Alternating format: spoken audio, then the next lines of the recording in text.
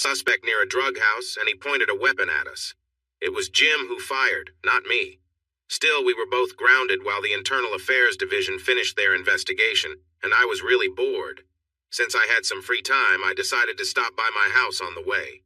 Helen had made a great brisket for dinner the night before, and I thought I could turn the leftovers into a sandwich for lunch. It was only a couple of blocks out of my route, and I figured no one at the precinct would mind if I took a little longer. As I drove slowly down my street, I stopped in front of Mrs. Ferguson's house to admire her beautiful flower garden. She worked hard on it for most of the year, and it always looked amazing. Just as I was about to drive the last little bit to my own house, I noticed a man coming out of my front door. It was Mark Malchek, a guy from around the corner who worked from home. What was he doing at my house at 11:30 in the morning? I watched as he walked around the corner and disappeared from view, and then I pulled up in front of my house and went inside. The house was quiet, but I thought I heard the shower running upstairs. As I climbed the stairs and entered my bedroom, I was hit with a strong surprise. The bed looked a mess, with pillows and sheets everywhere, and there was a big wet spot in the middle. The room had a strange smell, and it became clear what Mark had been doing in my home. The shower was on in the bathroom, and I could hear Helen singing softly to herself, which she often did when she was happy. I felt anger rising inside me, mixed with complete shock. How could my wife be with someone else, a neighbor no less, without me knowing? Helen and I had been married for 24 years, and I thought we were quite happy. We met when I was still in the police academy. She was helping with catering at my cousin's wedding, and I thought she was the prettiest girl I had ever seen. After getting her number, we dated for about a year before getting married. In many ways, our marriage was wonderful. I worked for the police department while Helen continued in the catering business, doing freelance work for a friend from high school. This flexible schedule allowed her to be a great mom to our two daughters, Linda and Veronica. Linda had just finished college and was working in Chicago, while Veronica was a junior in college. Helen was a wonderful mother to our terrific kids. We were deeply committed to each other, sharing the same values and a love for family. We enjoyed spending time together. Whenever we met other couples who seemed bored, we would exchange proud smiles. After 2 decades together, we still found joy in each other's company and could talk for hours. I often felt blessed, but there was one issue. That issue was intimacy. Helen is attractive, and I remember feeling thrilled the first time I saw her without clothes after dating for several months. However, she didn't have a strong interest in being intimate. After our early days of marriage, I realized that she was comfortable with being intimate about every 10 days or so. This was a big change from the 3 to 4 times a week we had started with, and I wasn't shy about expressing my feelings. Over the years, we faced this challenge more than any other. When our daughters were young, we even saw a marriage counselor for help. After a long period of frustration, I understood that Helen truly loved me. Her lower interest in intimacy wasn't directed at me, she just didn't have a high desire for it. The counselor helped me manage my feelings and encouraged Helen to be more engaged. Eventually, our frequency improved to about once a week, sometimes twice if I could encourage her. I hoped that as our girls went off to college and we had more free time, things might improve, but that didn't happen. What made it harder was that when we were intimate, it often felt rushed. I wanted to take my time, to show affection, and to appreciate her. However, she would often close herself off, saying, "Not tonight, honey, can we just keep it simple?" So with a sigh, I would prepare, and we would move forward with it.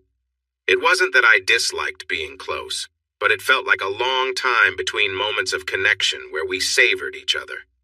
Many times we were intimate without me getting a chance to explore or touch her in ways that felt meaningful, and some aspects like oral intimacy were rare. Although I was willing to show my affection this way, it usually didn't happen.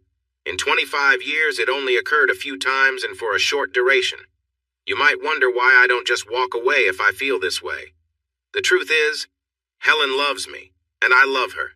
She shows me every day, in countless small ways, how much I mean to her and how much she cares. We both look forward to growing old together.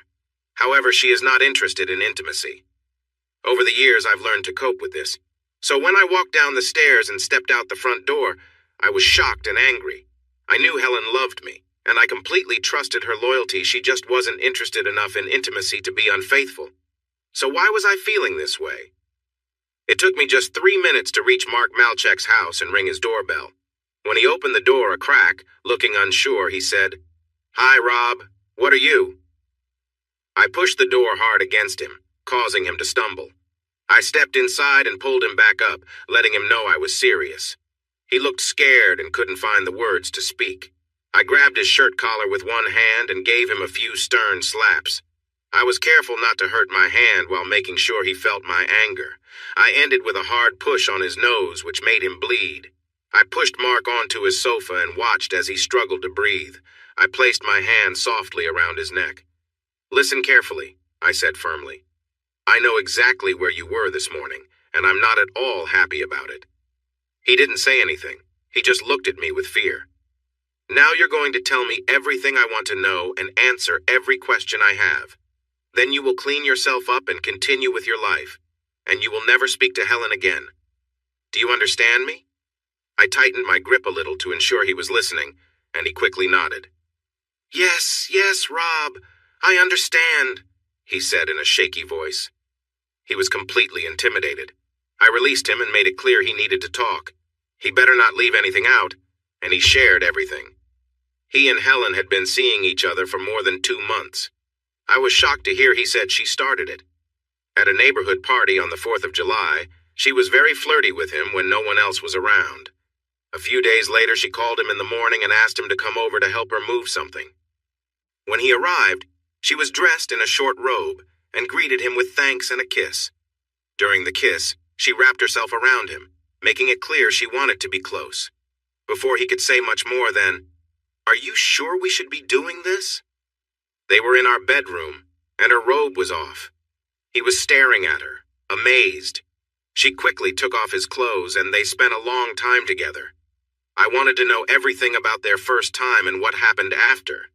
I was shocked to learn that she was very vocal and seemed to enjoy herself a lot. She even asked him to try different ways, saying she liked it that way. Mark told me he repeatedly asked her, "Are you sure this is okay? What about Rob?" He claimed she said she could keep it a secret from me. Since that first meeting, they had been seeing each other a few times a week, whether in my bedroom or at Mark's home. They tried many different things together. Once, he said she wanted him to tie her up, and she really enjoyed it. "This morning," he said, "when I arrived at her house, she opened the door wearing just a lacy black bra and some pearls. We went upstairs, and she wanted me to please her first for about 20 minutes. She seemed to enjoy it a lot. Then we tried another position, and after that, she helped me get ready for another time." As I listened to him, I couldn't believe it. The woman I thought I knew for 24 years seemed so different from the person he described. I asked, "One last question, and then you can go. Did she tell you about anyone else?" He didn't hesitate. "She hinted that a few guys were before me, but only mentioned one Joe something. Maybe Oberman or Olderman. He's a fireman. She said he ended it because his wife was starting to get suspicious. Joe Olderman. He and Stephanie had been our friends for years since our daughters were little. I felt a wave of anger wash over me. Both Helen and I were fortunate that I had the afternoon to cool down. I was lucky I didn't lose control. I knew it could have ended very poorly." By dinner time, I had managed to keep my anger hidden. Helen was cheerful as always. We enjoyed a nice dinner while talking about the kids, her upcoming work, and my boring desk job. Somehow I was able to maintain a calm face and hide my rising frustration. That night, she was in bed watching a rerun of a show when I joined her. The bedroom was quiet and neat, with everything back in place. I leaned over to give Helen a gentle kiss on her cheek and reached out to hold her hand, wanting to be close to her. She looked at me with a tired expression and said, "Not tonight, sweetie. I'm feeling worn out. How about we just watch a bit of TV together?" Normally, I would take the hint and settle in beside her, maybe a little disappointed but understanding. But tonight, I felt a stronger need for her company. "I really want to be with you tonight," I said softly. "Just us." She sighed, looking at me as though weighing my words. Finally, with a slight shake of her head, she said, "All right, Rob, but let's keep it simple, all right?" We settled together quietly, her eyes still holding a trace of reluctance, and we shared a quiet moment. We stayed close, just enjoying each other's presence without any words. For a few minutes, there was only the warmth between us and the steady, calming rhythm of simply being near each other. Eventually, I let out a deep breath, feeling a sense of closeness and release. After a moment, she gently moved, saying, "I think I'll go get ready for bed now." I gave her a small, reassuring smile. "Thanks for tonight," I said. She responded with a brief nod, her eyes softening a bit. As we drifted into a comfortable silence, I felt grateful for the shared peace, and I settled into the quiet, letting it wash over me. There was a lot left unsaid between us, but for now, the silence was enough. I'd never seen Helen look so distressed in all the years we'd been together. Without saying anything, I moved closer to her, letting the silence hang between us. She looked at me, frozen, her face showing a mix of fear and sadness. After a long pause, she took a deep breath, her gaze dropping to the floor. We were both quiet, lost in a tense moment that felt heavy with words unspoken. Eventually, she turned away slightly, her face tight with worry. I felt a pang of frustration and hurt as I watched her. This wasn't how things used to be. I knew the distance between us had grown over time, but standing there, I couldn't ignore it any longer. Trying to gather myself, I gently touched her shoulder, hoping she'd look at me. She turned slowly, her eyes filled with a quiet sorrow. We shared a moment of uncomfortable silence, each of us caught in our own thoughts. Finally, I broke the silence. "Helen," I said, my voice quieter than I expected. "I stopped by the house today around lunchtime. I saw someone leaving Mark Malchek." Her face shifted, and I saw a flicker of shock in her eyes. She opened her mouth as if to speak, but no words came out. After a moment, she looked down, her face pale, clearly struggling with what to say. We stood there, the weight of the moment pressing down on both of us. Neither of us spoke, but the silence said more than any words could. Then I went upstairs and heard you in the shower. I saw the bedroom, so please don't try to tell me I misunderstood the situation, okay? She looked down and I could tell she was embarrassed. She nodded without saying anything. "I don't know if our marriage can survive this." Her eyes widened in shock. "But if there's a chance, it starts with you telling me everything. I need the whole truth, do you understand?" Helen nodded again and began to cry. "I'm so sorry, Rob. I can't believe I did something so terrible." She stopped for a moment as her tears took over. "I just want you to give me another chance. I will tell you everything, but please promise you won't hate me." "All right then. Tell me everything about you and that guy. What happened, where, when, how long, how often, and why?" She cried a little longer, then wiped her face. "I never really noticed him until the July 4th picnic. After that, he seemed to be around a lot, getting me drinks or snacks. A couple of times when you weren't with me, he was a bit too friendly, making comments and touching my back. But I forgot about it until last week. He called and asked if he could come over for help with a recipe. He was making a special dinner for his new girlfriend. So he came over and we worked through the recipe. I explained some things to him and he was thankful. We had a coffee and then I started to feel strange. Before I knew it, he took me upstairs, removed my clothes, and did something very wrong." She paused, fresh tears falling. I was confused and couldn't understand why this was happening, or why he didn't stop when I said no. He did it a couple of times, and even forced me to do things I didn't want to. When he was finished and getting dressed, he told me he had put something in the coffee. He showed me pictures he took of us together, Rob. Pictures of us. When this happened, he said I had to keep seeing him or he would make sure you and your friends at the precinct got copies of those pictures. Rob, I felt trapped. I listened without showing my feelings. I almost believed she was making up stories, but I wanted to hear everything. She had no idea that I had already talked to Mark. He called last week and said he was coming over today at 10:30 a.m. and that I better be ready for him. I was scared about the pictures, so I let him come over again. I sighed. "Helen, why didn't you tell me after the first time? Don't you know we could have checked for drugs and made sure he was stopped?" She looked down. "I see that now. I guess I wasn't thinking clearly. I was really scared about what you might do, to me and to him. Oh, Rob, I was so frightened, and so confused." She started to cry again. "I'm so sorry, baby. What a story, I thought. It seemed unlikely, yet not impossible if anyone could think that Mark Malchek would be foolish enough to harm a policeman's wife. But the tale he told me when I confronted him made more sense, even if it went against everything I thought I knew about my wife. Then there was the most troubling sign, the sound of Helen happily singing in the shower, just minutes after Malchek allegedly upset her again.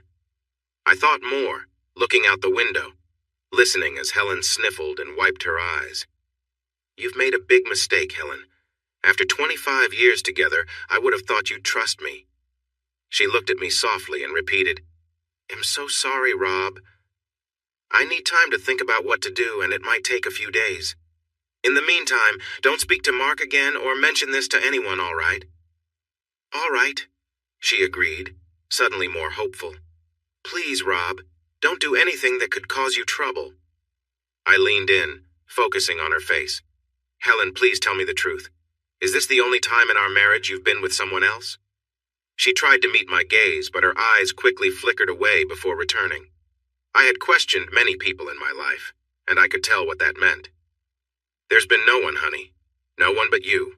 Until Mark. She started to cry again and didn't finish her thought. The clear lie made me angry all over again. I stood up and began to pace the bedroom. In case you haven't noticed, my dear wife, I'm not very happy with you right now. You're sleeping in the guest room tonight, so please take your things and go. Rob, Did you not hear what I said? I replied more firmly. I'm done talking for tonight. Now please leave the room. But baby, Go! With a small gasp, she grabbed her robe and left the bedroom. I settled into bed to watch a football game for a while before going to sleep. I was surprised that I actually slept well, even though I didn't have Helen beside me. I guess it helped to clear my mind. When I got downstairs, I could smell coffee brewing.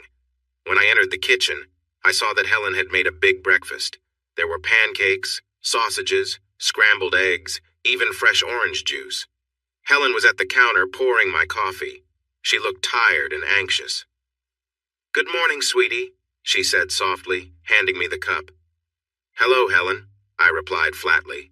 This looks like a nice breakfast. We ate together, talking about safe topics, and I noticed Helen gradually relaxed a bit.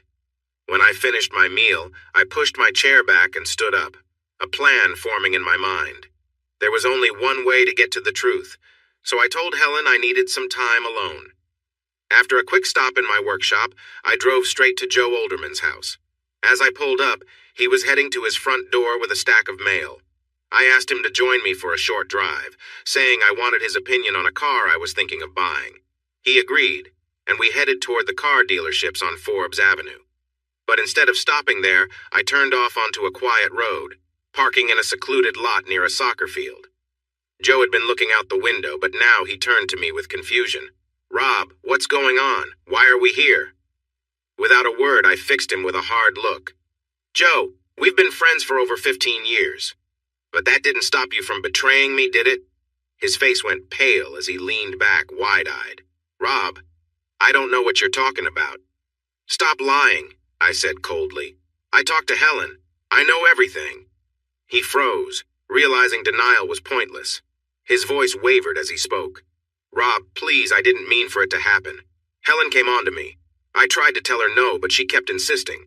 I watched him as he tried to defend himself, visibly shaken and desperate. Explain everything, I said quietly, and don't leave anything out. Nervously, he began to tell the story. According to him, about a year earlier, Helen had become much more forward, turning their light-hearted friendly banter into something more. At first, he'd resisted, but eventually he gave in after her repeated advances. Rob, he added, I'm telling you this because you asked, but please understand I didn't want to hurt you. I listened silently as he finished, the weight of his words settling between us. She usually wanted to do things a certain way, and a few times she had me tie her to the bed. And she was always so lively, well, you probably know. The way she talks a lot, saying things like be rougher and all that. He was still looking nervously around. How long did this go on? I asked firmly. About 8 months. We met once or twice a week. I was always afraid you might find out.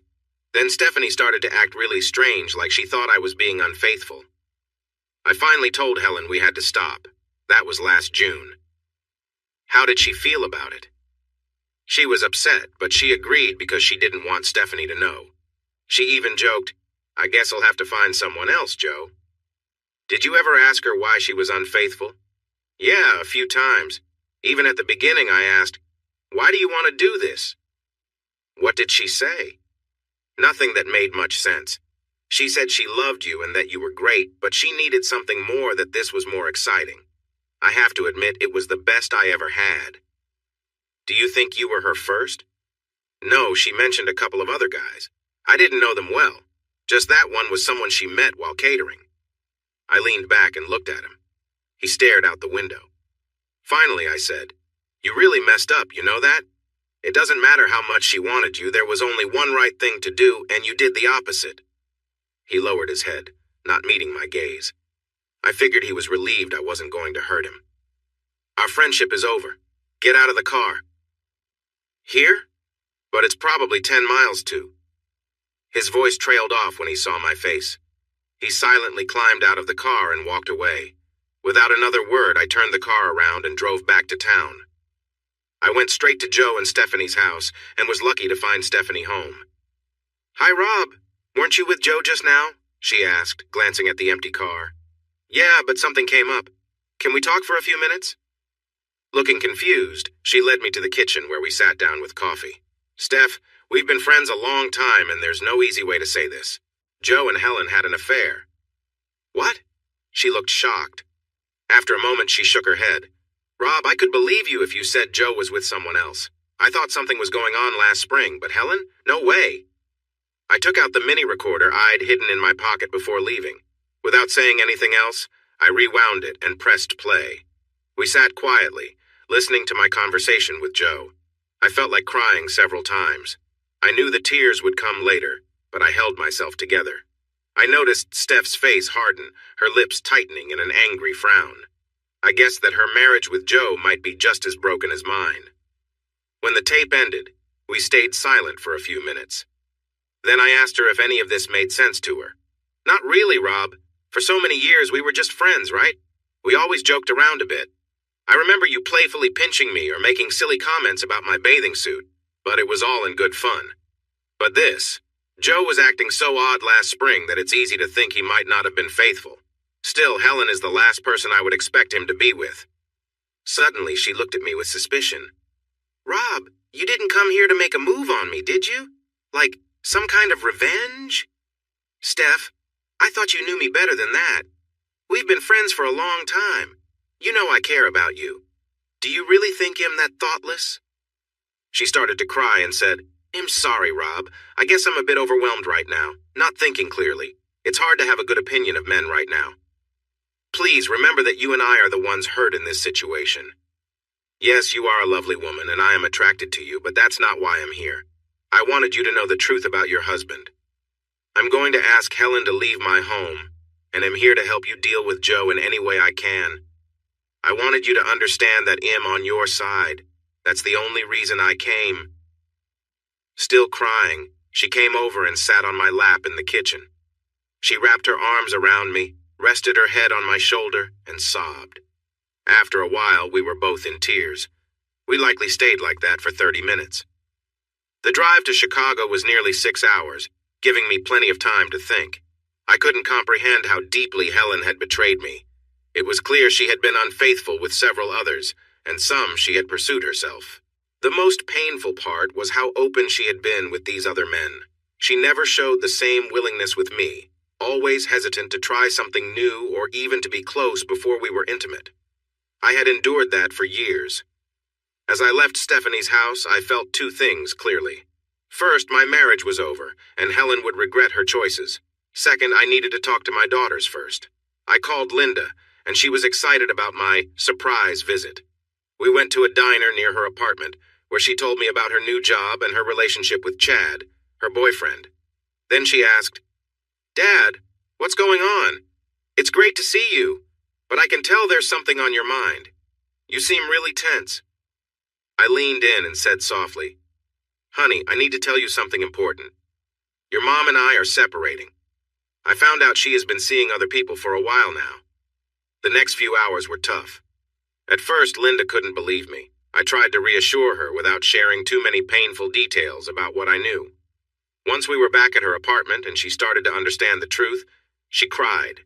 It was heart-wrenching to see her struggle with the loss of the family she thought she had. We shared that moment of sadness together, and I felt my own tears. I stayed on Linda's couch that night, and in the morning, I asked her for a favor. Please don't talk to your mom for a few days, or until she reaches out. I need to see Veronica today, then he'll go home and start the divorce process. After that, your relationship with your mom is up to you. She loves you very much and has always been a good mother. What happened between us is about me, not you, sweetheart.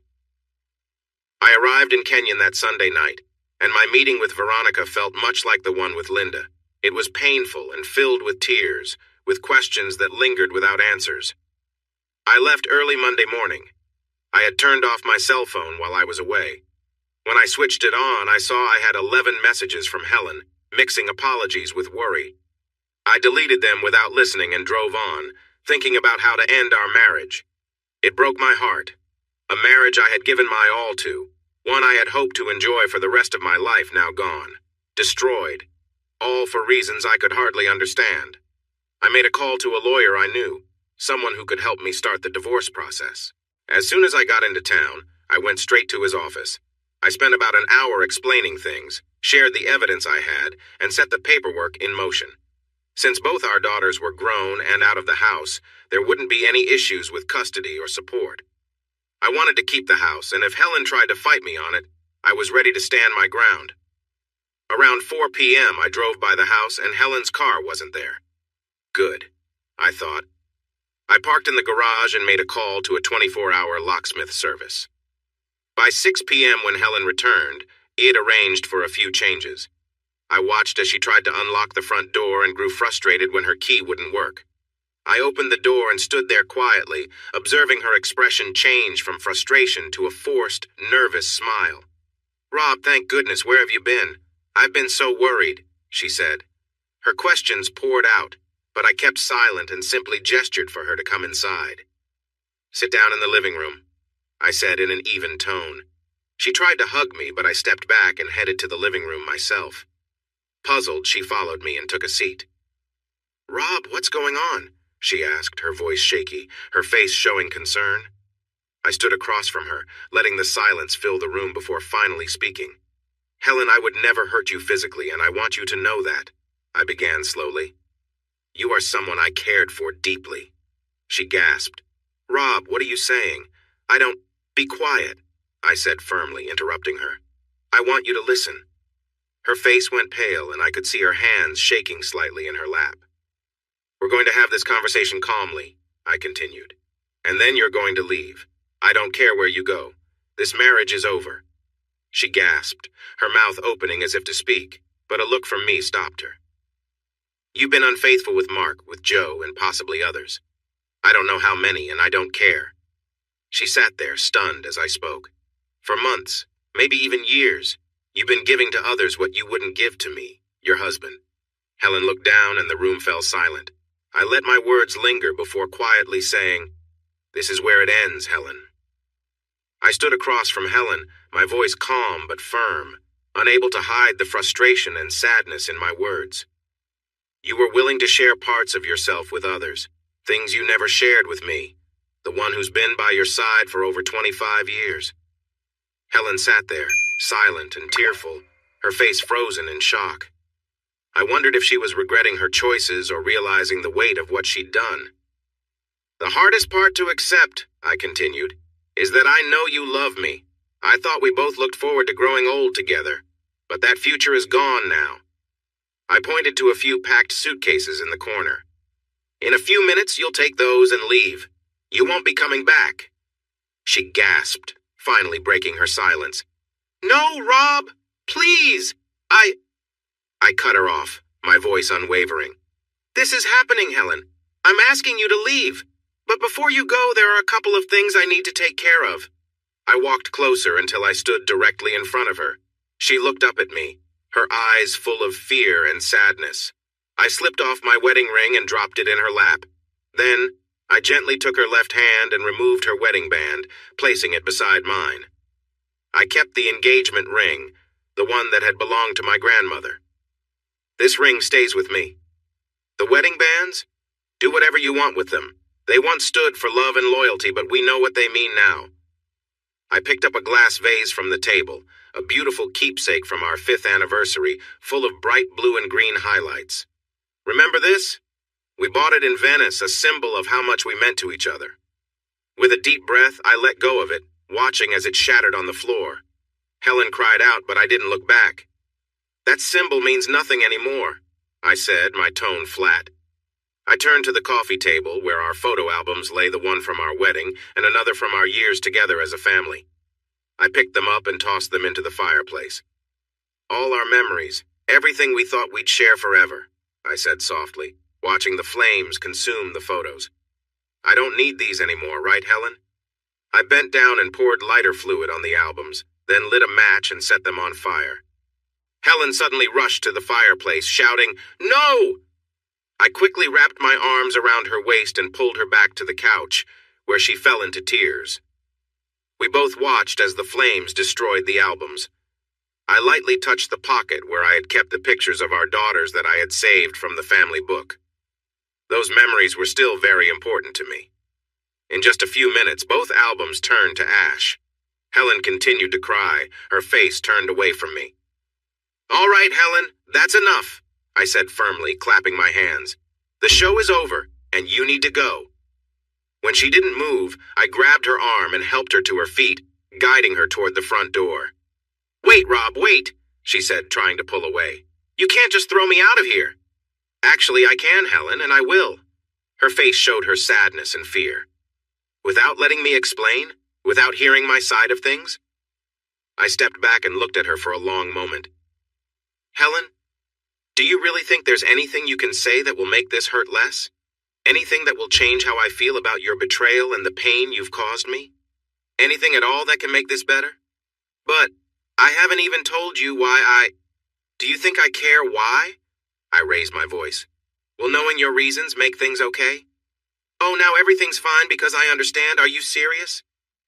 She just stared at me, looking tired and scared without saying a word. After a moment, she said, "But what about the girls?" "I visited Linda and Ronnie over the weekend. They both know about what happened and that I'm going to divorce you." "Oh, no!" she exclaimed, collapsing to the floor in tears. I observed her for a few minutes. My dear wife, the mother of my children, my partner for 25 years. Then I left her there and went to load her suitcases into the trunk of her car. When I returned, she was sitting on the floor, staring blankly into space. Without saying anything, I helped her to her feet and led her outside to the car. The car key lay on top, and I left her by the driver's door. I thought about what to say, but nothing felt right. "Goodbye, Helen," seemed too simple, and I couldn't find the right words for the situation.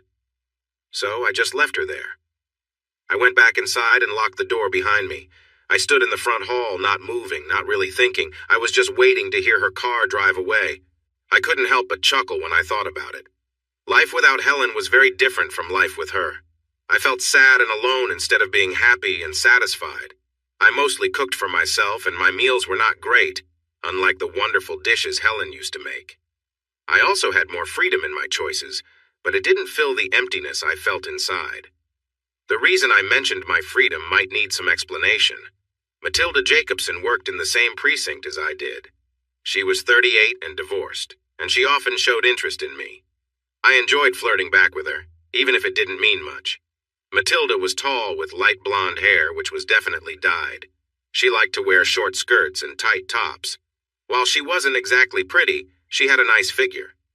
Many of the guys at work were attracted to her, but for some reason, I was the one she talked to the most. When other officers asked her out, she would tell them, "Sorry, you're great, but I don't date cops." The day after I ended things with Helen, my partner Jim noticed I was down and asked what was wrong. We had been working together for nearly 10 years, so I felt comfortable sharing my story, at least the basics. I left out the details of what had happened with Helen. I knew the news would spread quickly, and sure enough, by the end of the week, my colleagues were offering their sympathies, saying things like, "Sorry about your situation. and inviting me out for drinks after work. What I didn't expect was the doorbell to ring on a Sunday afternoon 2 weeks later, revealing Matilda on the porch. She had brought a casserole and was wearing casual white shorts and a snug pink top. She looked very determined. "I thought you might need something," she said cheerfully, without explaining what she meant. She followed me into the kitchen, placed the casserole down, and leaned in for a kiss that surprised me.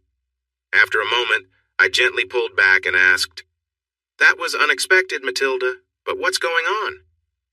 "Do you really need to ask?" she replied, smiling and looking comfortable.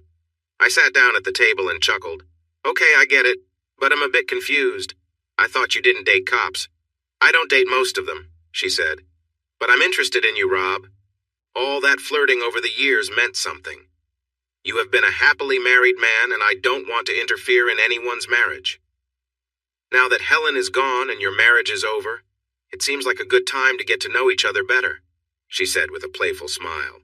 Her outfit, her kiss, and her words had a big effect on me. But I wasn't going to be foolish.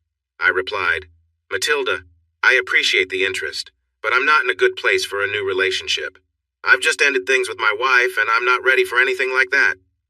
She smiled and kissed me softly. "I understand, Rob. This isn't about a serious relationship.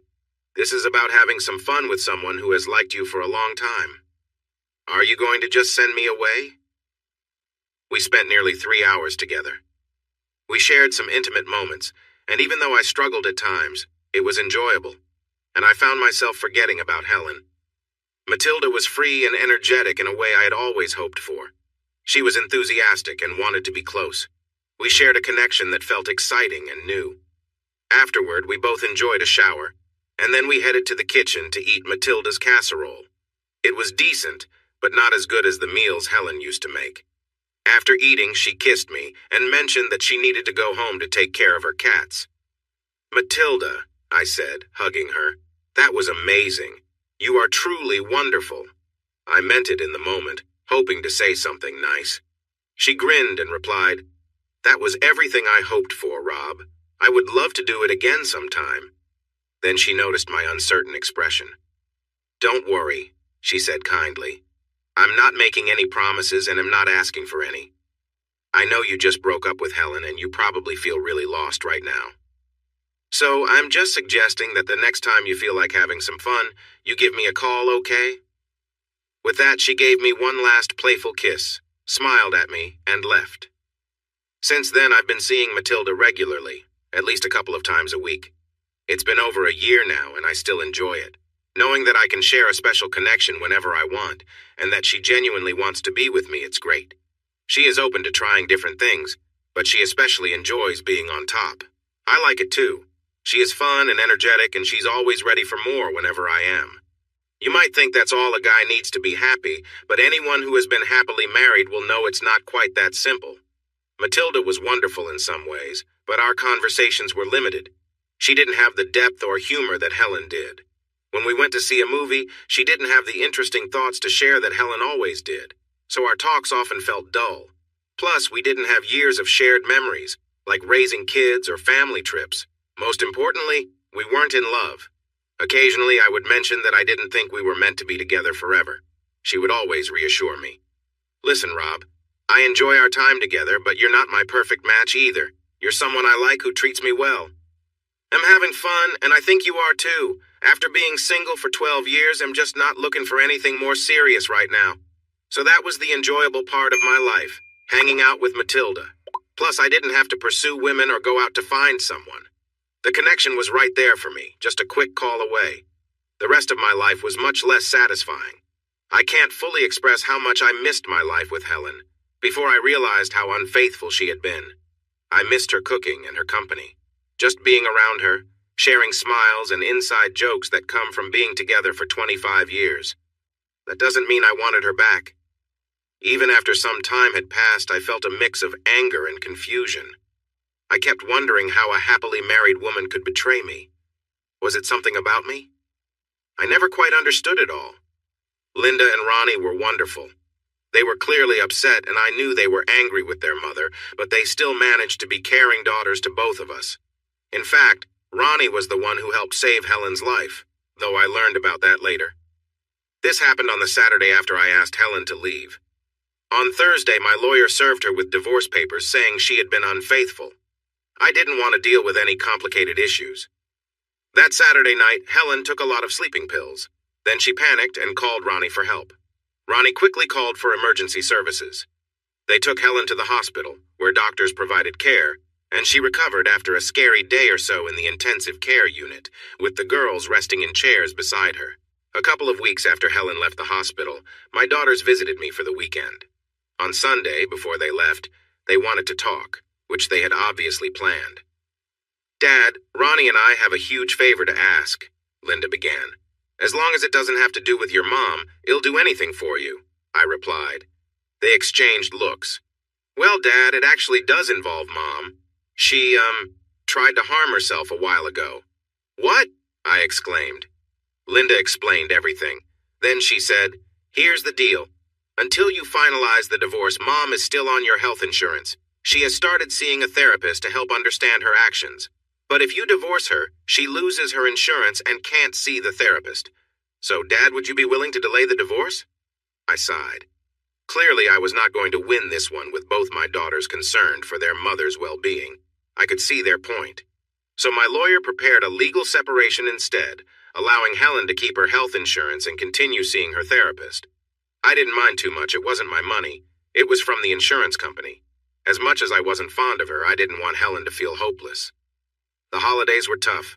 How could they not be? Thanksgiving and Christmas only reminded me of how our family had fallen apart. For Thanksgiving, we decided to have dinner with Stephanie Olderman and her kids. She had recently ended things with Joe, who was now living in an apartment. Their daughter Ariel and son Peter were friends of Linda and Ronnie, so we formed a small group at the table in Stephanie's dining room. But it just wasn't the same. Stephanie and the kids didn't cook like Helen used to. We all felt the absence of someone important and understood why. We tried to appreciate what we had, and parts of the evening were enjoyable. But on the drive back home, Linda, Ronnie, and I were quiet and sad. Christmas turned out to be even harder for me. The girls felt they should be with Helen since she had missed Thanksgiving with them. So I went to my brother's house to celebrate with him and his family. I love my brother and his wife, and their kids are sweet, but they are younger than mine. Still, I kept thinking about how different the holiday could have been without the troubles with my wife. By New Year's Day, I started to feel a bit better. It had been over 3 months. I was still here. I had a connection with someone, I kept my job, and I had my wonderful daughters and friends. I knew I would be okay. My friend Jim and his wife Patty were supportive. They invited me to dinner at least once a month, made me laugh, and helped me not feel too down about things. I knew they were upset with Helen just as I was, but we rarely discussed her. I regularly had meals with Stephanie, and in April, we explored a more intimate relationship. Unlike me, she didn't have a steady partner, and she was feeling lonely and a bit insecure. We talked about it for a while, whether we really wanted to mix our friendship with something more. In the end, it felt right, so we spent a weekend together at her place, and then a couple of weeks later at mine. But honestly, it wasn't as great as I hoped. Stephanie was attractive, but the strange situation made it hard for us to fully relax and enjoy each other's company. It felt uncomfortable, almost like being too close to a family member. After the second weekend, Stephanie said, "I'm glad we tried this, Rob, thank you. It made me feel wanted and not like just an everyday housewife. But I don't think I want to do it again. I value our friendship and think we'll be better off without the extra part." I agreed, and we decided to go back to being friends, supporting each other as she worked through her divorce, and I tried to navigate being single. The next holiday season a year later without Helen felt easier. Linda and Ronnie balanced their time between her and me. The girls and I still thought about the past, but we had fun together, and it felt more like a family. I think I was finally accepting being single for now. I even started considering dating again.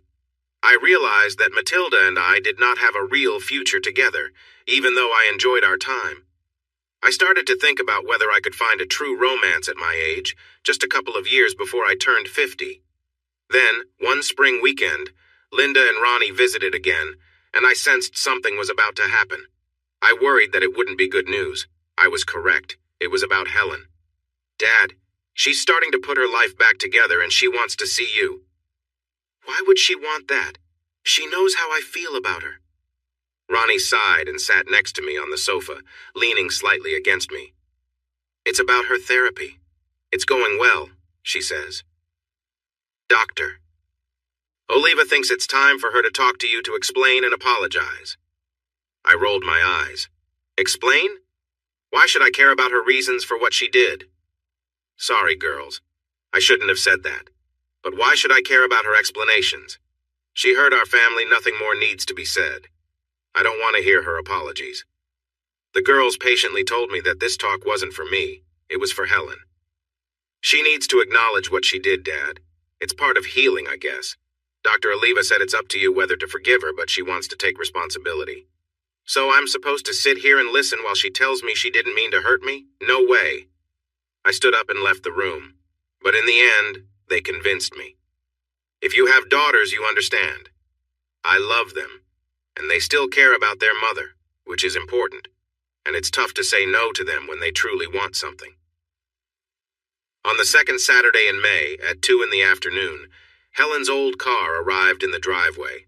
I hadn't spoken to her or seen her for more than 17 months.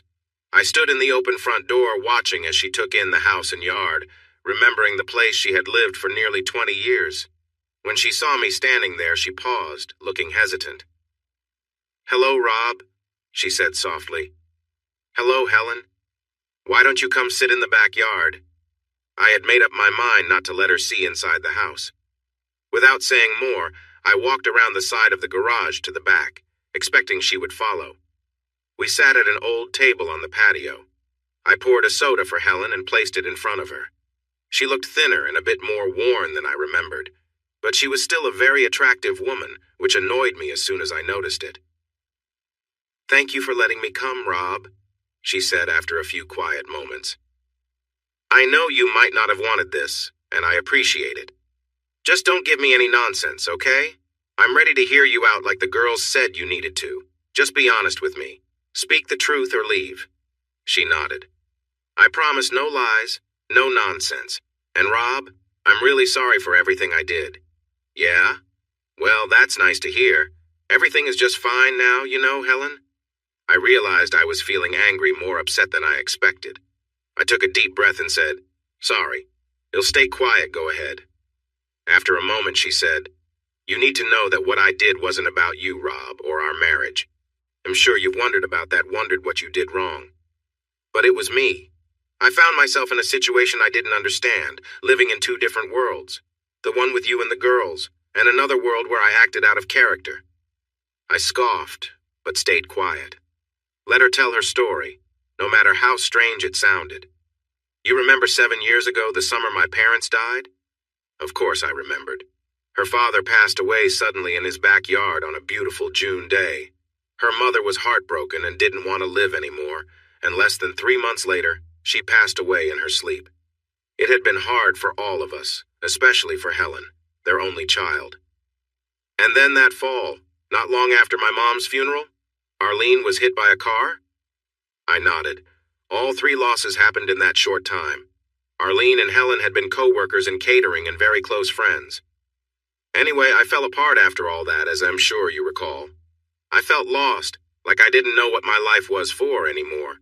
I went through the motions working, taking care of you and the girls, but I wasn't really myself. Then in November, on a weekend you were away hunting with Joe, I decided to go out with Sandy, a divorced neighbor, for a couple of drinks. I don't remember where the girls were, probably at a friend's house. But I just needed to get out, to be on my own, to do something different. We went to Perozzi's, had some drinks, and danced with a few guys. Then it got late, and one of the men we had been dancing with offered to take Sandy home. I could see she wanted to be with him, and since I had driven us there, I said okay. And then, she paused and took a deep breath. Tears rolled down her face. And then a big, strong man named Ted picked me up. Ted Archer from Minneapolis. He talked to me, got me to dance with him, and bought me a couple more drinks. I ended up going to his hotel room. I can't explain it, Rob. She looked at me now, even with her tears. He was confident and strong, and somehow he made me feel different in a way I didn't know before. We went to his room, and he did things I never agreed to. He just took charge, and I went along with it. He pushed me in ways that made me uncomfortable. It went on for a long time. He kept me in place and made me do things that made me feel ashamed. I did whatever he asked. It was hard to say no. In the morning, I woke up feeling terrible about what I had done. I wanted to quietly get dressed and leave, but he caught me and brought me back for more before I could go. When I got home, I was a mess. Thank goodness you and the girls were still out. I showered repeatedly and threw my clothes away. I was overwhelmed. I couldn't believe I had betrayed you like that, and how Ted had made me act in ways I said I never would. I knelt down and prayed for forgiveness, hoping that my secret would remain hidden, and I could find a way to make it right with you. That night, I wonder if you remember, I was clingy and nervous, like we had a fight. I told you I didn't want to be close because I was scared you would sense something was wrong, but I wanted you to hold me all night. When I realized my secret was safe and you didn't know, I felt relief and promised myself to be the best wife I could be. We even grew closer than usual for a while, and I let you try some things you wanted instead of saying no like I usually did. She took a sip of her soda, looking at me with sadness in her eyes. Her tears had stopped, but she looked empty. That's how it had started, she said. That one night with the man from out of town had taken root in her mind. She couldn't stop thinking about why she had let it happen, and why his strong personality had affected her so much. The urge for more of what was new and different grew inside her. She fought the feeling for nearly 2 years, but when I was away visiting colleges with Linda and Ronnie, she gave in again. She found a bar about half an hour from town, met someone, and spent the night with a truck driver. I can't put into words how ashamed I felt, Rob, or the thrill that came with it. I was horrified by what I was doing, truly horrified, and it made me feel like a villain. Yet at the same time, it was so thrilling and the feelings were so intense and exciting, I just got lost in them. Since I started seeing Dr. Oliva, I see now that the shame and the thrill went together for me. It felt like it had to be something I was ashamed of for me to enjoy those moments. I also realized that my feelings were a part of my life but kept separate from everything else. After the first couple of times, I began to store away my feelings about my actions in a little box in my mind. I still felt ashamed, even a bit sick, but the shame found its way into that little box, and it stayed separate from my daily life. She looked at you. This must sound crazy to you, or maybe just like I'm trying to excuse what I did, but it's not like that. I know there's no good reason for my actions, Rob, but it truly did stay in a different part of my mind over time. With the rest of my mind, I could keep loving you and the girls, and going on with my job and being a good homemaker, even continue being the distant partner who frustrated you so much. After her second brief encounter, she stopped resisting her feelings as much, and her connections with others happened more often whenever the girls and I were away. I think there were 6, or maybe 7, over 2 or 3 years. I've tried hard to remember, but am not quite sure. Then one of her clients from catering showed interest in her strongly, similar to how Ted had, and she began a relationship with him. It felt like my night with Ted, but it went on for nearly 6 months. We met once or sometimes twice a week, usually in the afternoon, and he just wanted to use me. He didn't hurt me, but he did what he wanted. After that ended, something changed inside me, I guess. But after that, I went on to find another partner, and another after that. Between the client and her most recent connection, Mark Malchek, there were 3 other men over a couple of years. One of them our old friend Joe. Helen discovered she didn't need to hold back. In fact, she took the lead more and more with each man, exploring things as she wanted. But the relationships were always wild and free, just the kind of closeness I had wanted with her, which she had always kept from me. I've thought about this a lot, Rob, and that must be the worst way I betrayed you. I am so sorry, finding out that I had. Helen looked tired and sad. The day had turned gray, and the wind was picking up. She had been sharing her feelings for a long time. Okay, I said after a moment. What now? I felt a mix of anger and sadness. I even felt a bit sorry for her, but I felt more sorry for myself. It seemed like she could read my mind. I can't imagine how hard this is for you and how much I've hurt you, she said. She gave me a small, uncertain smile. You're a good man, Many would have reacted much worse, not just ended things. She looked away into the backyard. Sometimes I wish you had been harsher, but I wouldn't want you in trouble for what I caused. Turning back to me, she continued, I know it's tough for you. I'm alone in my small apartment, missing the only person I loved. I feel empty and sad, and I know I brought this on myself. But you, Rob, I shattered our happy marriage into tiny pieces. It's not your fault. There's nothing you did wrong, and I can't fix it. I would do anything to make up for what I've done, but I know there's nothing that truly can. I'm really sorry. She was crying softly, and I wanted to tell her that she couldn't call me honey anymore. But I stayed quiet, knowing she realized that already.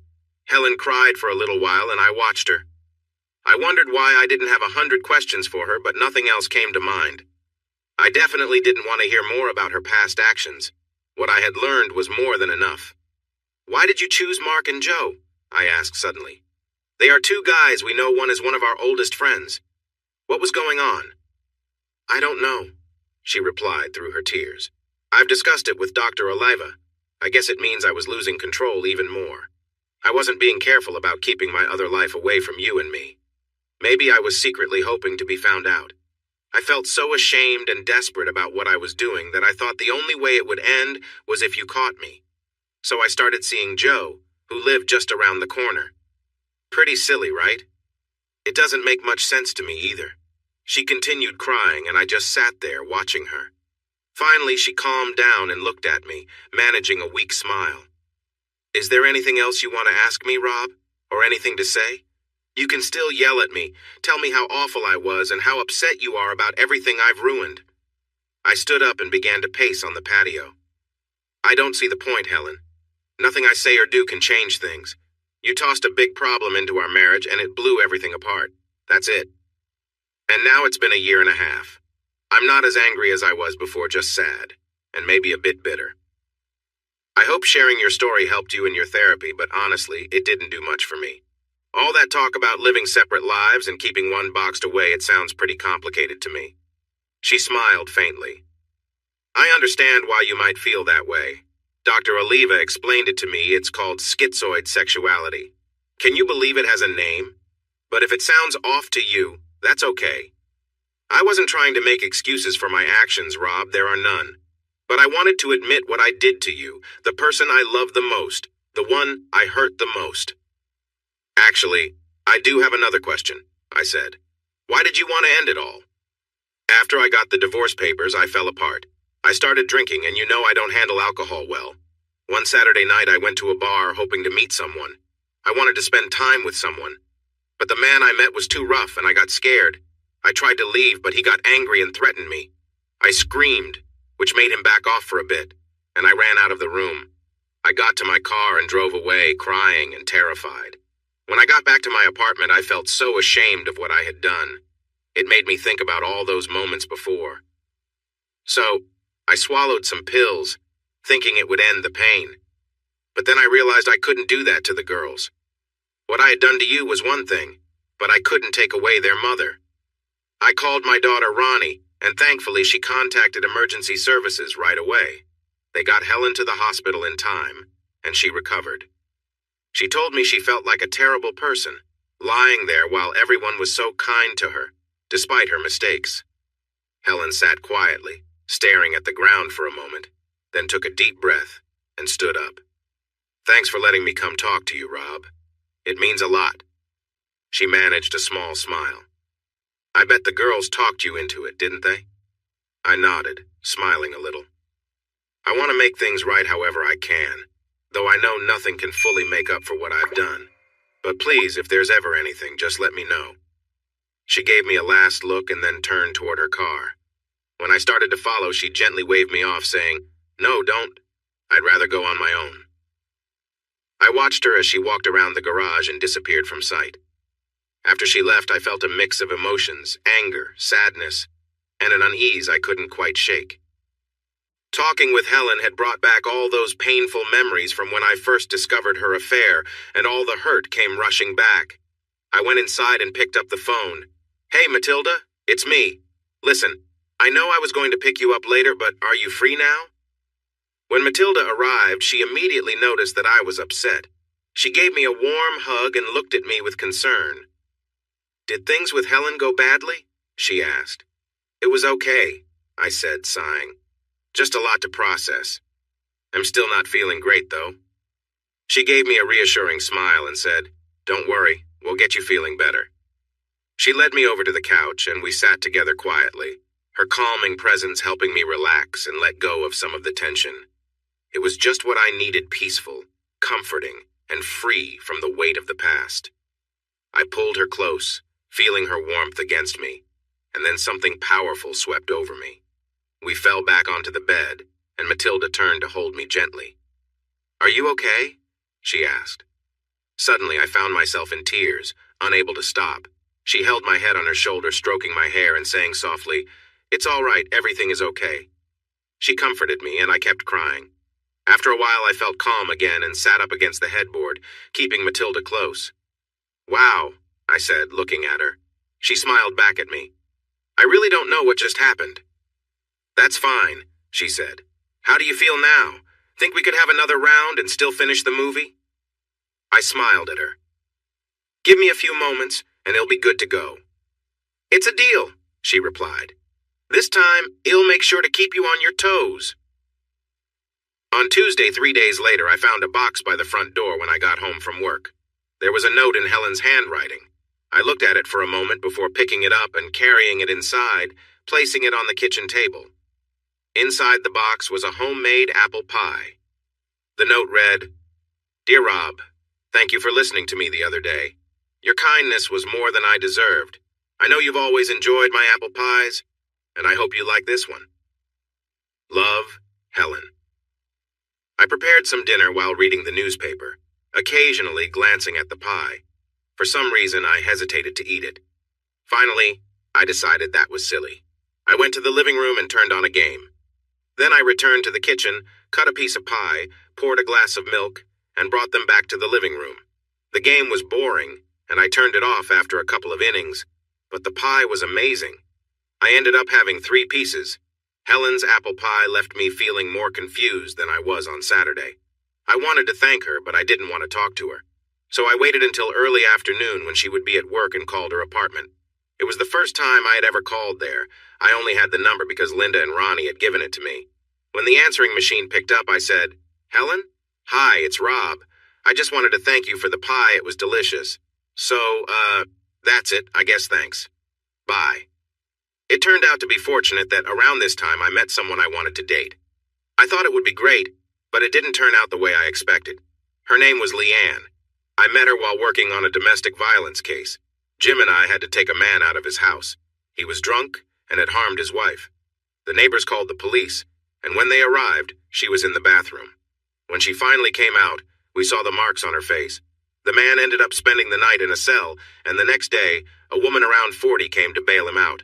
Her name was Leanne, and she was his sister. She was tall, slim, had dark hair, and was divorced, as I learned later.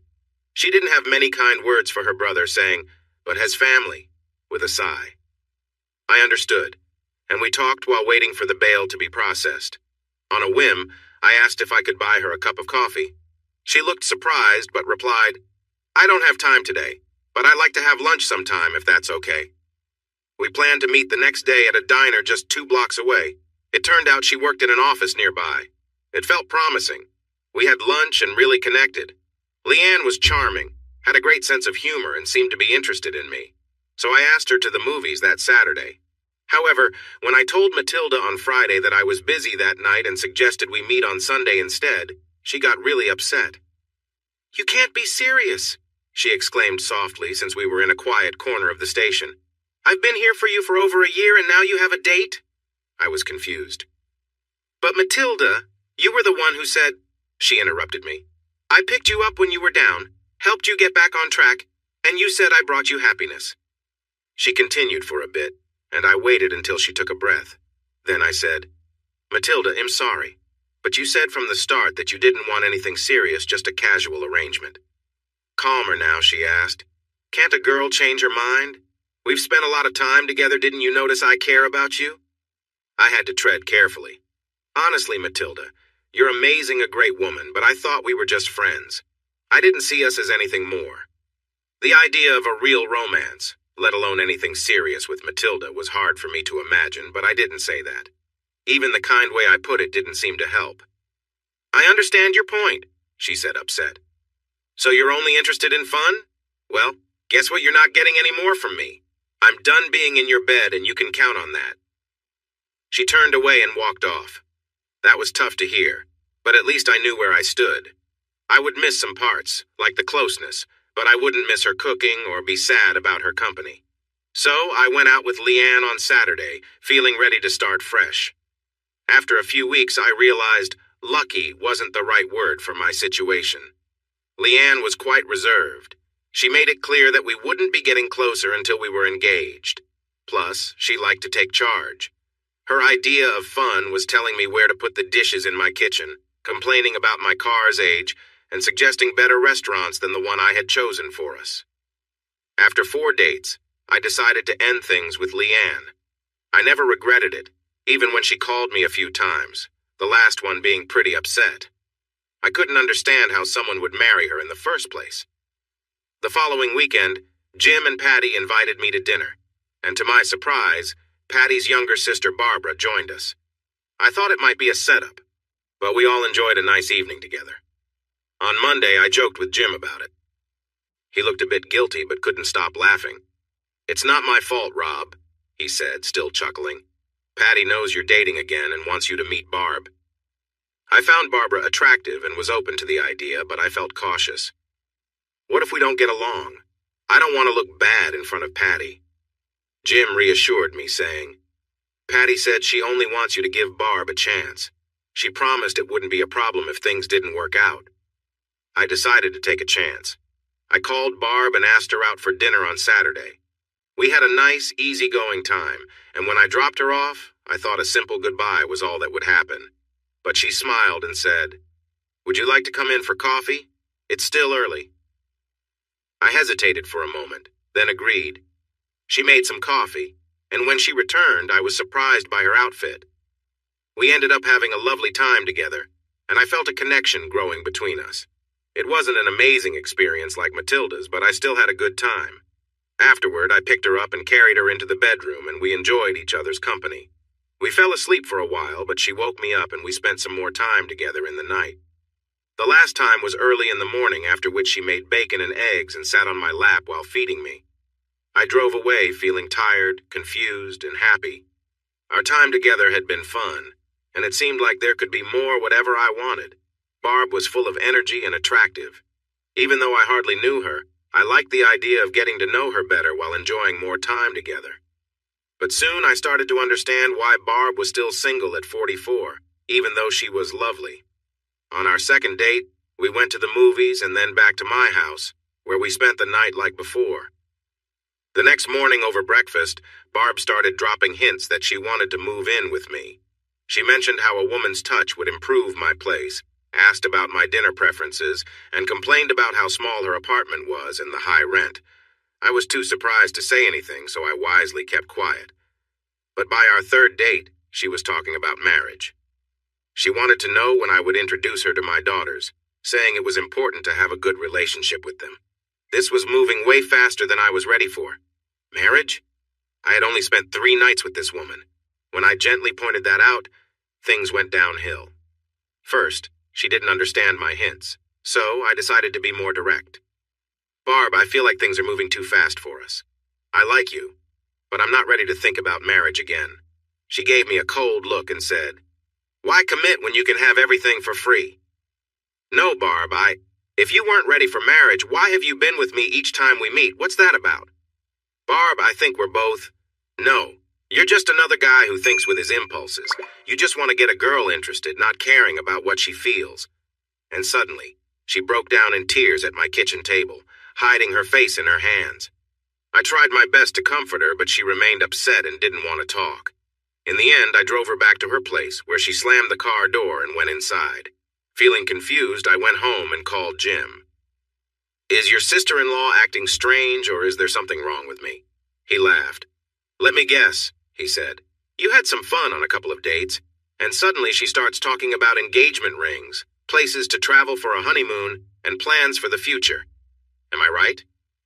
Absolutely, my friend. Has this happened before? Yes, it has. Patty and I thought about giving you a heads up, but we decided to let things unfold naturally. Barb tends to get a bit too excited, and it has scared off more than a few guys. It's too bad because she is a nice person. But based on past experience, Rob, she probably won't want to talk to you anymore. You're in the past now. Well, I said, I'm okay with that. That was one intense conversation. She was fun, but saying she rushed things a little doesn't even cover it.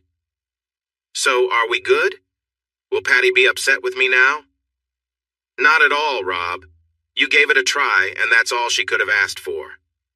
As the weeks passed, my luck with dating didn't get any better. I went out with a few other women like a cop's cousin I knew and a cute waitress at a diner I visited, but nothing really worked out. Sometimes I got lucky, but mostly I didn't. I wasn't sure if I was really over Helen and ready for something new. But it didn't matter because I just didn't connect with anyone I dated. Meanwhile, Helen was still bringing me food once a week. After the apple pie, she brought over a delicious peach pie. As always, I left her a message to thank her. Then it became a routine. She made me roast chicken, meatloaf, and pasta salad. I started eating well again a couple of times a week, but without Matilda, I was back to living a pretty bland life. One Saturday afternoon, I was driving home from the hardware store when I spotted Helen. She was in a parking lot, putting groceries into her car. I was stopped at a red light, so I watched her, noticing all the little things about her. After I got home, I went back to working on the bathroom tile I was fixing, but my thoughts kept drifting. About an hour later, I decided to freshen up and put on clean clothes. I got in my car and, without really thinking about it, found myself in front of Helen's apartment. When she opened the door, she looked surprised to see me, but after a moment she smiled a bit shyly. "Hi, Rob, come in. This is a nice surprise." She was wearing shorts and a green top. She looked good, more relaxed than when she had visited me last. She was still the same figure I remembered, though slightly thinner. "Hi, Helen." I walked in and sat down on her couch, still wondering what I was doing there. "I wanted to thank you for all the wonderful food you've been giving me. You're the best cook I've ever known. Everything has been so tasty." She smiled widely, clearly happy to hear that. "I'm glad, Rob." We sat quietly together for a moment. Helen's smile slowly faded, and she looked unsure, probably wondering why he'd come over. I found myself wondering the same. "Helen," I said, breaking the silence, "thank you for the meal. It was thoughtful." She smiled, though it looked a little shy, and nodded. "I still like cooking for you," she replied softly. We sat there, the weight of unspoken words filling the room. Helen's expression grew more uncertain, her eyes searching mine, but neither of us said anything more. After a pause, I took a deep breath and said, "It's been a long journey, hasn't it, Helen?" She nodded, her eyes a bit misty as she looked down. There was a lot we weren't saying, but maybe that was for the best. Finally, I reached into my pocket and pulled out a handkerchief, offering it to her so she could wipe her eyes. She accepted it with a grateful look, dabbing at her face. "Thank you, Rob," she whispered. We exchanged a quiet, understanding look before I stood up to leave. There were no more words, just a brief, soft smile shared between us. Then I turned and walked out, leaving both of us in a silence that felt, somehow, like closure. I think she wanted to say more, but she just sat back, still kneeling in front of me, and looked down at the floor. "That felt really nice, Helen," I said. There was a long, tense silence. Suddenly, I couldn't take it anymore. "I have to go," I said roughly. I stood up, pulled up my boxers and pants, and left the apartment without looking back. I listened behind me, but Helen didn't say anything else. On my drive home from Helen's apartment, I was confused about what had just happened. I knew I had asked her for something, and she agreed. It seemed like she was into it too, but I wasn't sure what it meant for us or what would come next. Did I want to start seeing her again? Did I even want to meet her? I tried to forget about it and focused on my life, wondering idly if the weekly food deliveries would stop. But the following Tuesday, There was a casserole dish with Helen's chicken cacciatore in it, one of my favorites, as she probably remembered. I made a big pot of rice and enjoyed it for 3 straight dinners. I still didn't know what to say to her, so I left my thanks in a voice message like usual while she was out. The week after that, she left me a pasta salad. In the meantime, I was busy with my job and the politics at work. A new desk sergeant had joined our precinct. He was quite a troublemaker, an arrogant person who immediately seemed to dislike Jim. This showed that he was not a good person. There wasn't anyone who didn't like Jim, a kind, cheerful, and totally reliable guy. He was the best partner I could ask for, and many others said the same. But this sergeant, Buster Reedon, seemed to have it out for Jim. He even tried to dock Jim's pay because he claimed his timesheets were wrong. This continued for a couple of weeks until 18 of us went to the captain to say that if Reedon didn't get transferred, we might take a day off at the same time. The captain was a good guy and had already heard complaints about Reedon. He sighed, pushed his cap back, and said he'd handle it.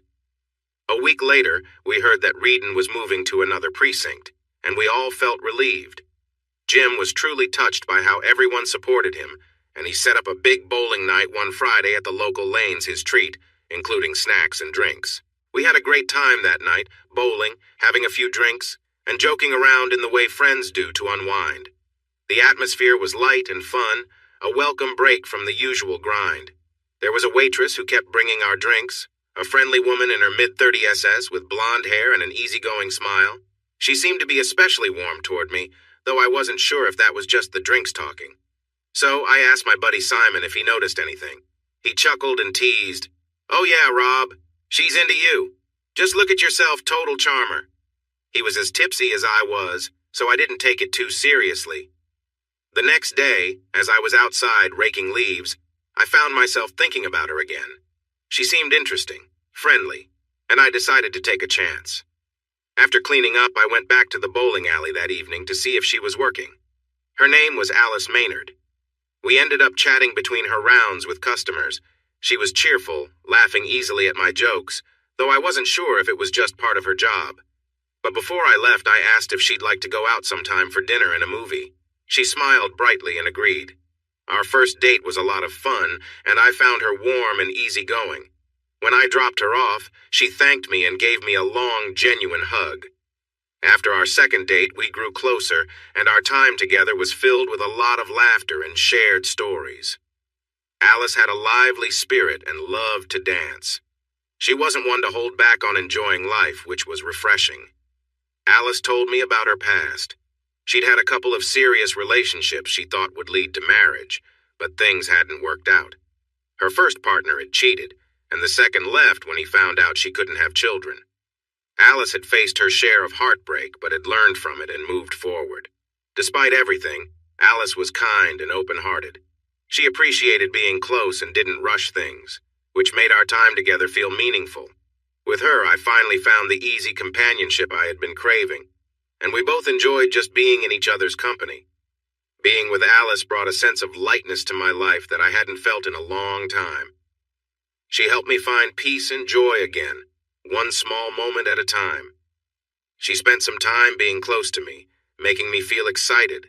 Then she would pull back for a bit and tease me with gentle touches before moving in again.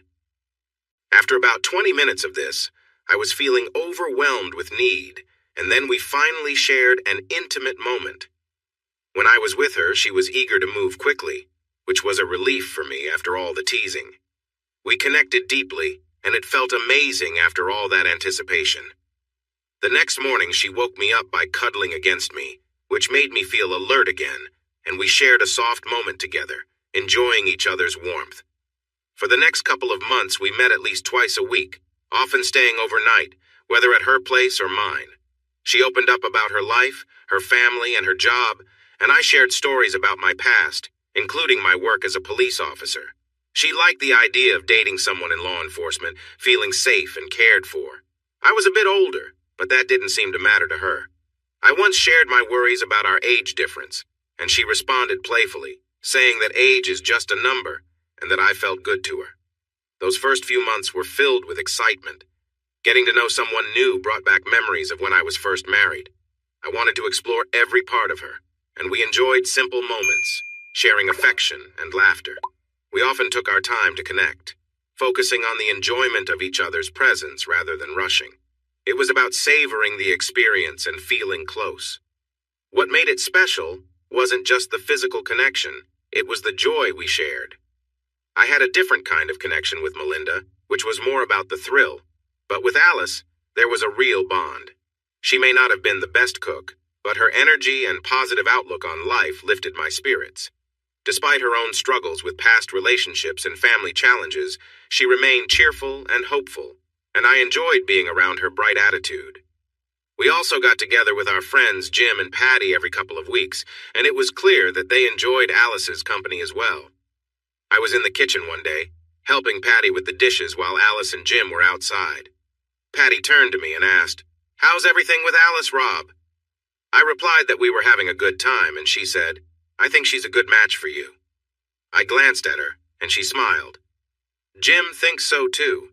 She's smart and sweet, and she seems to really like you for some reason." "Thanks, Patty. That means a lot to me." Things were good. Alice and I made a nice couple, and I had no complaints about our time together. This went on for about 5 months. During that time, I thought about Helen less and less. She was still leaving dinners for me once a week, and I thanked her on her answering machine. We didn't see or talk to each other, but Linda and Ronnie kept me updated, telling me that Helen was doing well and her catering business was growing. Sometimes I wondered about the time Helen and I shared why I had gone to see her and what it all meant, but I didn't dwell on it, as Alice kept me busy and happy. Then Ted returned to town. Ted was Helen's ex-boyfriend. He had cheated on her, and that was years ago. He had moved away to North Carolina, but now he was back. I didn't find out right away. One Saturday night, Alice and I came back to my house after the movies. We had gone for drinks afterward, and I was feeling relaxed. I put my arm around her, ready to head upstairs, but she stopped me. "Rob, can we sit in the kitchen for a minute?" Her serious look caught my attention. We sat at the kitchen table, and she said, "I need to talk to you about something." I didn't say anything before because there wasn't much to share, but now. "Alice," I said, getting a bit impatient, "can you just tell me what's up?" I wanted to finish this quickly and go to bed. "You remember Ted, right? My ex-boyfriend?" I nodded. "I've been emailing him for a bit. He told me he was back in town and asked if I'd have lunch with him. So I thought about it, and I said okay. Last Wednesday we had lunch at the Benton Grill." I didn't like the sound of this, and I felt uneasy, sensing that we wouldn't be heading to the bedroom soon. "Okay," I said, "and—" She looked down for a moment before looking at me again. "Well, he wants to get back together.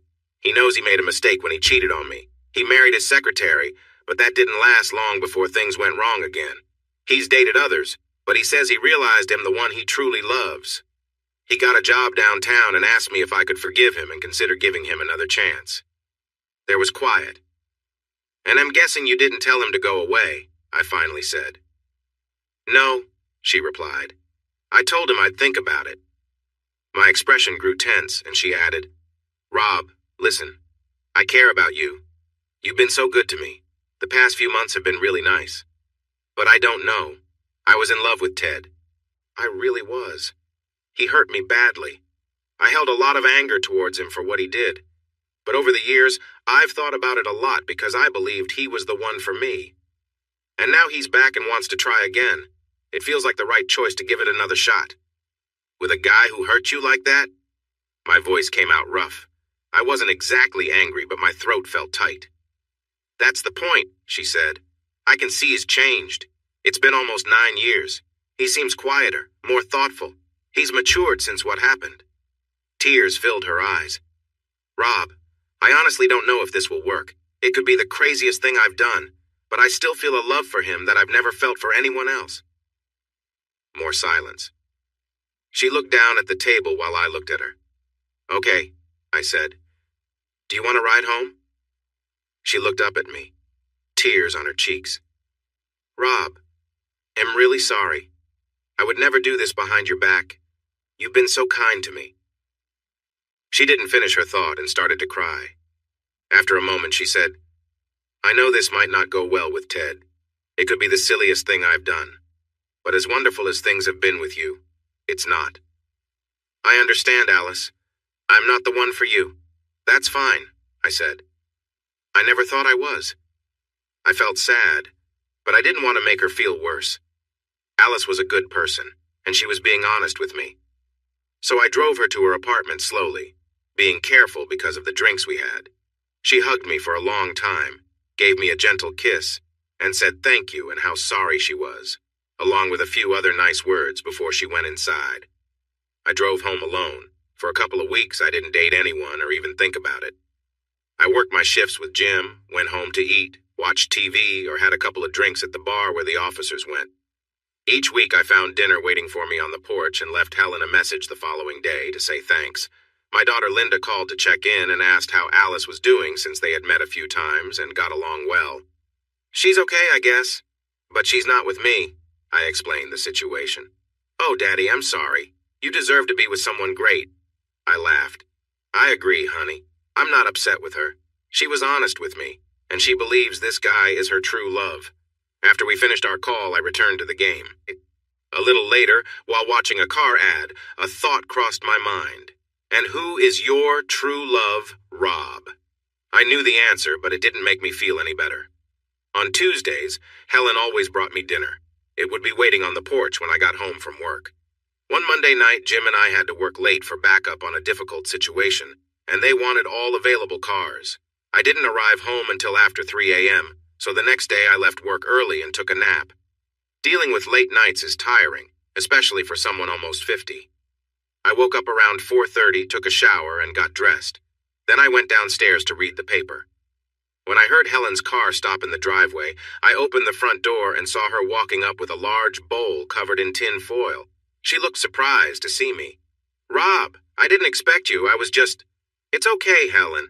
I had a late shift last night, so I took the afternoon off. Would you like to come in for a moment? Yes, thank you. That would be nice. I held the door for her as she entered the kitchen. She looked nice. Her hair was tidy, and she wore a pretty blouse. She had a lovely scent, too. She smiled and said, I made paella with shrimp, chicken, and sausage. Sounds wonderful, I replied, taking the bowl from her and placing it on the table. Can I get you some coffee? Unlike me, Helen could enjoy coffee any time of day. For me, it would keep me awake half the night if I had it in the afternoon. Warily, she answered, Yes, thank you. I brought her a cup along with milk and sugar, remembering how she liked it. She watched me the entire time, saying nothing, just following my movements with her eyes. I wondered if this felt strange to her, us sitting in the kitchen like we used to, something we hadn't done in the last couple of years since I found out about her affair. I started talking about the kids, Linda and her latest boyfriend, Ronnie's plans after college. Gradually, she seemed to relax. Ronnie was finishing his accounting degree and wanted to move to a big city, maybe Chicago, to be near Linda, or perhaps LA or San Francisco. I thought she could make her own choices. While Helen didn't fully agree, she expressed her worry about Ronnie being alone on the West Coast. I couldn't help but keep looking at Helen while we talked about our daughters.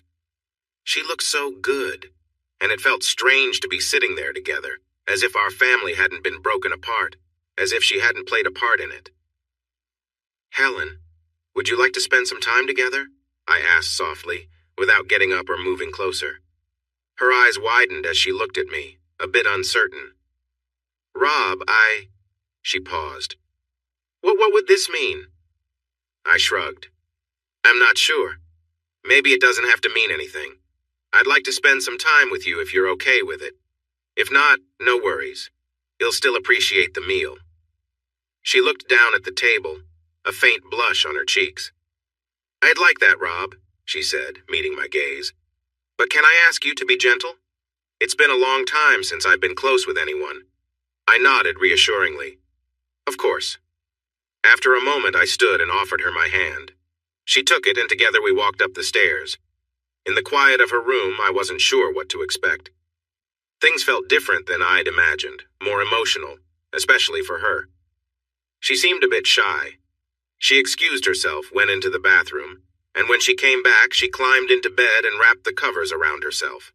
Seeing her nervousness, I approached slowly, not wanting to make her uncomfortable. I joined her, and she turned toward me, resting her head on my shoulder. We held each other quietly, the room calm as we shared small gestures and gentle closeness. As we grew more comfortable, I could sense her relax. I closed my eyes and focused on the quiet connection between us, letting the rest of the world fade away for a while. We lay back, enjoying the moment, finding warmth and comfort together in a way that felt simple yet meaningful. And I realized it had been years since I had been close with anyone in this way. Helen and I shared a quiet connection, holding each other close. But suddenly, I noticed tears in her eyes, a few slipping down her cheeks. I paused and looked at her. "Sorry," she whispered. "I didn't mean to, I waited, giving her a moment. Finally, she continued, "I can't stop thinking about everything I did wrong, how I hurt you, and everything I lost." She leaned against me and I wrapped my arms around her, offering quiet comfort as she released her emotions. It wasn't quite the moment I had expected, but in a way, it felt meaningful. After a little while, she calmed, sitting up to wipe her eyes. She gave me an apologetic smile. "I'm sorry, Rob, I really am." We shared a few quiet moments, letting the tension settle, and eventually she rested beside me. We both relaxed, feeling the comfort of being together without any need for words. Afterward, she looked at me, a hint of hope in her eyes. "Rob, do you think we could find a way to be close again, maybe beyond just today?" I thought about it for a moment, seeing the honesty in her expression. "Helen, I think we can work on it, take things as they come, and see where we end up." Her face softened as she nodded, looking a bit relieved, and we stayed close, both realizing that sometimes just being there for each other was enough. I think it would make me very sad to know that this was the last time I'd be in your bed. I didn't want to think about what came next. It was too confusing. I pulled her close and kissed her deeply. Then I lay back, pointed at the space between us and said, "More." She smiled and leaned in again, and this time it felt even better. She seemed more relaxed and confident. It took a little longer, but I enjoyed every moment. When I was ready, I said, "I want to change things up," and she nodded. For a moment, as she moved into position, I remembered all the times she had said no, and a wave of frustration hit me. But I pushed it away, placed my hands on her waist, and we began to move together. She gasped and said, "Wow, that feels amazing." "I don't want to hurt you," I assured her, and she replied, "No, it feels great, just be gentle." So we continued, slowly and steadily. I focused on how it felt. I lost myself in the moment, aware of her soft breaths, and when I felt a wave of pleasure coming, I held her close. I may have pushed too hard for a moment, but I couldn't help it. Afterward, we turned to lie on our sides, still close, and I held her, kissing her neck as we relaxed together. Has it really been 2 years? After resting for a while, we found ourselves in the kitchen. Helen was heating up some paella and making a salad, while I set the table and grabbed a beer. "Yes, the last person I was with after you was not a good memory. I'm glad I have a better one now." She smiled at me and I smiled back. "I can't believe you haven't had more chances," I said. "You're a lovely lady. Have you not been dating at all?" "Not in the beginning. I was too troubled. Sometimes people would ask, but I was too busy working and seeing my doctor trying to get my life back on track. I did date a couple of guys briefly, but being close with them felt significant, and I just wasn't ready for that. They were nice, but there was no real connection. And having a casual relationship with someone I didn't care about wasn't very interesting to me. We had dinner and talked about the girls and a bit about work. I made Helen laugh by sharing the story of how we supported Jim and got Buster Reedon removed from the place.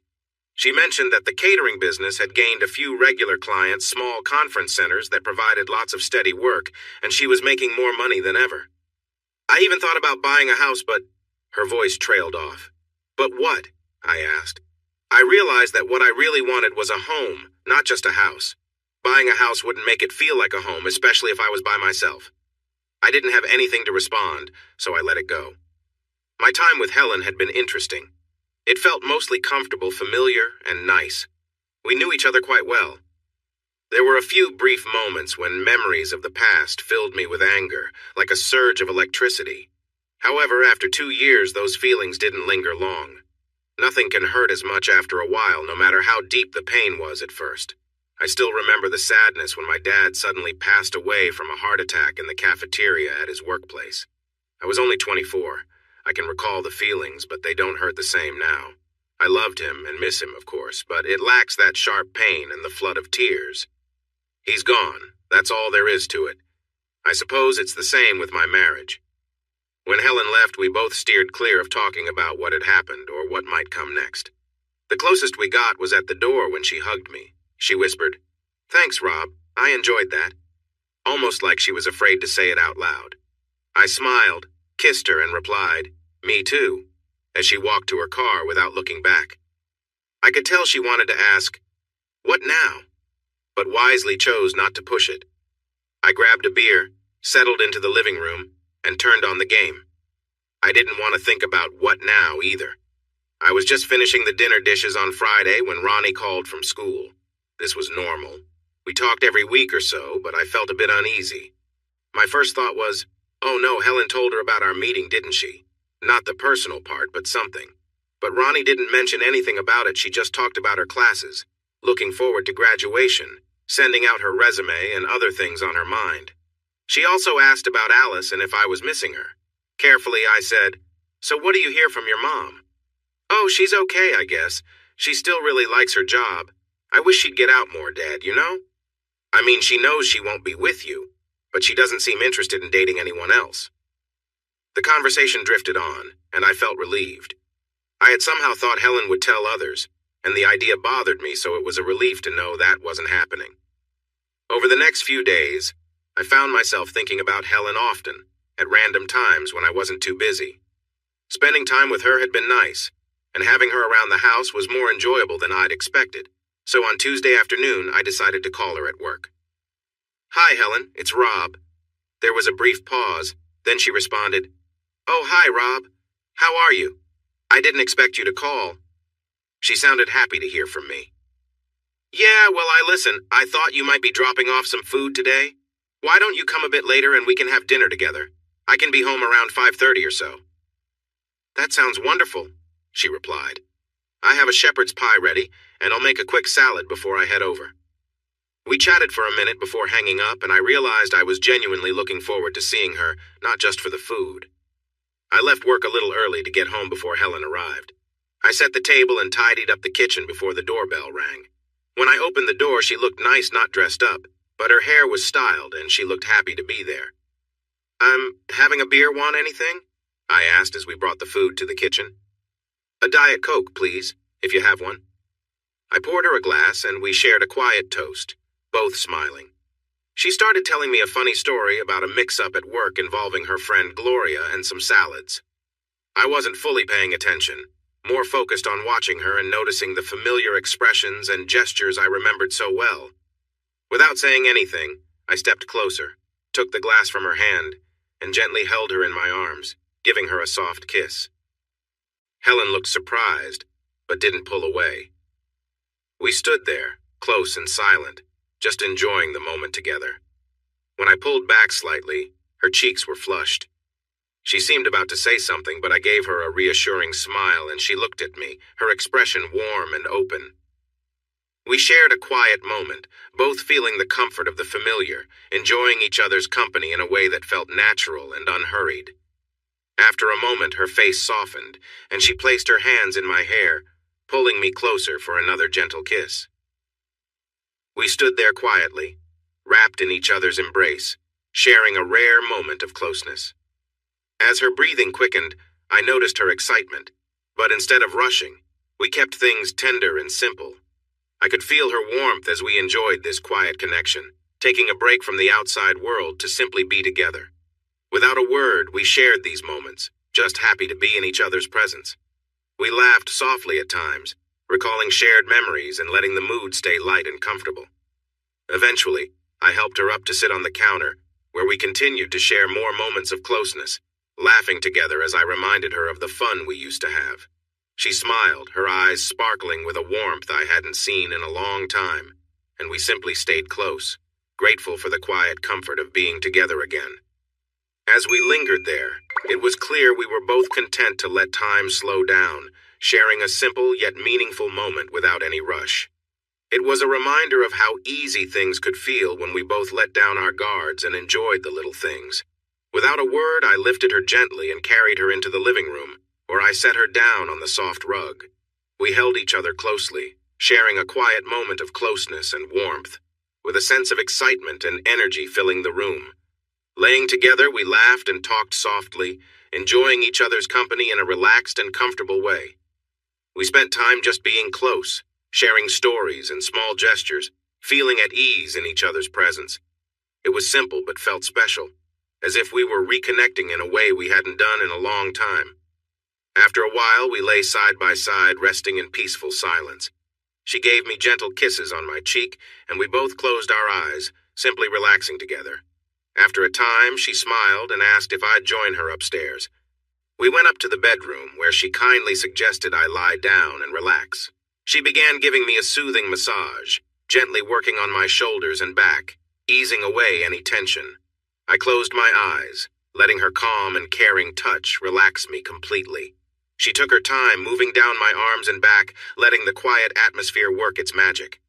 As she continued, she focused on different areas, making sure I felt fully at ease. It was a peaceful, thoughtful gesture, and I appreciated her care and attention. We stayed like that for a while, enjoying the calm and quiet together. There was no need for words. The comfort and connection were enough, creating a moment that felt warm and genuine.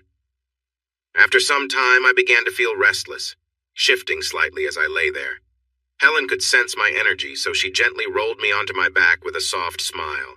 She leaned down to give me a quick, light kiss, her eyes bright with warmth. When we settled again, we held each other quietly, enjoying the closeness.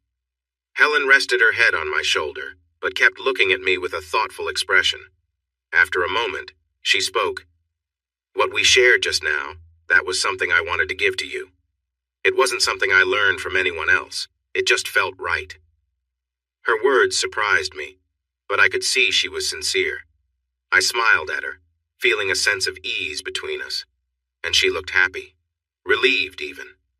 We shared a soft, comforting kiss, then lay together peacefully, drifting off to rest. Over the next few weeks, our quiet Tuesdays together became a routine. Helen would bring over dinner, wed talk, enjoy each other's company, and then she'd head home. Neither of us talked about what it all meant, and we both seemed content to let things be. One Saturday, I saw a movie that I thought she'd enjoy, so I called and asked if she wanted to go. She happily agreed, and we met up for a quick meal at a diner we used to visit, followed by the movie. Afterward, she came back to my place and decided to stay the night. We took our time that evening, sharing laughs and enjoying a relaxed closeness, moving at a slower pace. After years of keeping each other at a distance, it felt good to reconnect without any hurry or pressure. We appreciated each other's company, and I started to feel more comfortable with our new rhythm. For the first time in a long while, I realized that simply being together, sharing small moments, and enjoying each other's presence was enough. It was a slow, natural adjustment for both of us, but over time, we grew more at ease with the closeness we'd rediscovered. Then at the end, I turned her around, and we connected in a way that felt intense and meaningful. Helen didn't always seem to have those moments of deep pleasure, but she was always happy and relaxed after we were together, grateful even. We cuddled and she showered me with kisses on my neck and face, but we stayed away from any overly sweet words. I wasn't sure if I felt that way, and I think she was wise enough not to say those things even if she did feel them. The next morning she woke me up in a playful way. We spent time together, made breakfast, and then enjoyed some more moments before she headed home. That left me pretty worn out for the rest of Sunday. It had been more than 6 weeks since Helen and I started seeing each other again, and I hadn't told anyone about it, not even Jim. But the next time he and Patty invited me over to dinner, I felt it was too strange to keep it a secret. "Can I share something surprising?" I asked them while we sipped our coffee. "You guys are my most sensible friends, and I want to know what you think." With a serious expression, Jim said, "You're coming out about something, Rob? Patty and I have suspected it for a while. We just wondered when you'd bring it up." I didn't smile. I just told him, "You figured me out, Jim. The truth is, I'd like to keep things fresh. and it has to do with my connection with Helen. For some reason, I hesitated to spill the details. I've actually been seeing Helen again. She's been bringing me meals once a week and leaving them for me. Did you guys know about that? They nodded, looking a bit surprised, and I continued. To be honest, I don't know what's going on. After everything, I didn't expect to be enjoying my time with Helen. I guess I should still be upset with her, but I'm having fun. Patty squeezed my hand. Wow, she said. I didn't see that coming, Rob. I don't think about Helen much, but when I do, I'm often frustrated with her for what happened. But you should do what makes you happy. If being with Helen feels good, then definitely keep seeing her. Jim sat there looking thoughtful. Finally, he nodded and said, I agree, Rob. My loyalty is to you. As long as you're enjoying yourself and she's not causing you pain, I say go for it.